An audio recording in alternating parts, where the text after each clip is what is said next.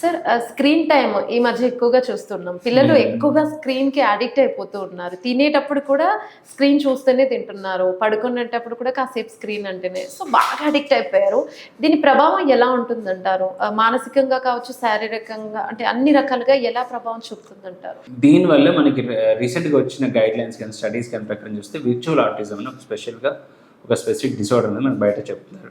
ఈ virtual autism ఏంటిది అంటే నార్మల్‌గా మన జెనెటిక్ వల్ల వచ్చిన ఆటిజం ఒకటి ఉంటుంది. విర్చువల్ ఆటిజం అంటే మనం ఆ టీవీ కానీ, గ్యాడ్జెట్స్ కానీ, ఈ ఫోన్స్ కానీ చూడటం వల్ల విజువల్ ఇంటర్ప్రిటేషన్ వల్ల వచ్చిన ఆటిజం అంటాం. What is autism? ఆటిజం అంటే పక్కనోళ్ళతో ఇన్వాల్వ్ అవ్వకపోవటం, సోషల్‌గా ఇన్వాల్వ్ అవ్వకపోవటం, పేరెంట్స్‌తో మాట్లాడుకోవటం, ఒంటరిగా ఉండటం, లోన్లీగా ఉండటం, సింగిల్ దాంతో అడిక్ట్ అయి ఉండటం, వీటన్నిటికీ ఆటిస్టిక్ ఫీచర్స్ ఉంటాం అనమాట. నార్మల్గా ఒక 2 పీపుల్ మాట్లాడుకుంటే, ఒక పేరెంట్స్ వాళ్ళ చిల్డ్రన్ మాట్లాడుకున్నారు, అమ్మమ్మ తాతయ్యతో మాట్లాడుకున్నారు, నాయనమ్మ తాతయ్యతో మాట్లాడుకున్నారు, కిందకి వెళ్ళి ఫ్రెండ్స్తో ఆడుకున్నాడు, ఒక pre school children 3 to 5 years చూసుకుందాం, లేదా school going children 5 to 10 years చూసుకుందాం. వీళ్ళందరూ ఎవరితో ఇంటరాక్ట్ అవ్వాలి? పేరెంట్స్, గ్రాండ్ పేరెంట్స్ ఇంటరాక్ట్ అవుతారు, లేదంటే పక్కన ఉన్న పిల్లలు, ఇంట్లో ఉన్న పిల్లలు, లేదా పక్కింటి పిల్లలతో, లేకపోతే అపార్ట్మెంట్ ఉంటే ఆ అపార్ట్మెంట్ సొసైటీలో ఉన్న పిల్లలతో ఇంటరాక్ట్ అవ్వాలి. ఇంటరాక్ట్ అయినప్పుడు ఏంటంటే ఫేస్ టు ఫేస్ ఇంటరాక్షన్ అయినప్పుడు మన mile stones, language mile stones కానీ, కాగ్నిటివ్ మైల్ స్టోన్స్ అంటే ఆలోచన చేసే విధానం కానీ, క్యాలిక్యులేటివ్ మైండ్ సెట్ కానీ, ఇవన్నీ ఇంప్రూవ్ అవుతాయి మనకి. ఎందుకు?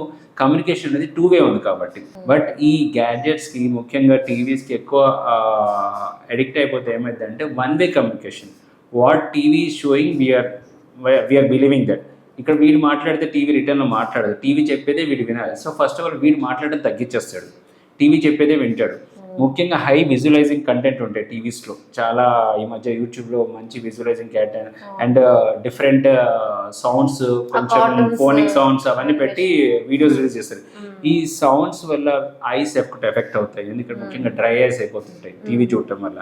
అండ్ ఆ పర్టికులర్ బ్లూ ప్యాటర్న్ వీడియోస్ వల్ల మన బ్రెయిన్ కూడా ఎఫెక్ట్ అవుతుంది. Visual disturbances 18 months to 2 years వాళ్ళకైతే జస్ట్ ఇఫ్ రిక్వైర్డ్ బేసిస్ ఏమన్నా మనకి ఇఫ్ రిక్వైర్డ్ అంటే ఏదైనా నిజంగా చూపించాలి, ఏదైనా మన వీడియోస్ చూపించాలి, యానిమల్ వీడియోస్ చూపించాలి చూపించచ్చు. 2 to 5 years వాళ్ళకి మాత్రం ఓన్లీ 1 hour మనకి AAP, American academy of paediatrics వాళ్ళు మనకి వాళ్ళు సెట్ చేసిన గైడ్లైన్స్ అంటే ఒక 1 hour చూడొచ్చు పిల్లోడు. ఏది 2 to 5 years children. More than 5 years చిల్డ్రన్కి అయితే ఓన్లీ ఫ్యామిలీ రెస్ట్రిక్టెడ్ వీడియోస్ ఉంటాయి కొన్ని. అంటే వేరే చూడకుండా ఫ్యామిలీ వాళ్ళు యూట్యూబ్లో రెస్ట్రిక్షన్స్ పెట్టుకోవచ్చు, టీవీలో రెస్ట్రిక్షన్స్ పెట్టుకోవచ్చు. అవి మాత్రమే చూసేటట్టు చూసుకోవాలి. అవి కూడా ఎడ్యుకేషన్ ఓరియంటెడ్ వీడియోసే చూడాలి, వేరేది ఏది పడితే అది చూడకుండా పేరెంట్స్ గైడ్ లైన్స్లో చూసుకోవాలి. బట్ పర్టికులర్గా more than 1 hour screen time అనేది not good for eyes and also child's brain development. Hi everyone, Nenu mi Vedika. Please subscribe to Golgo Health. Don't forget.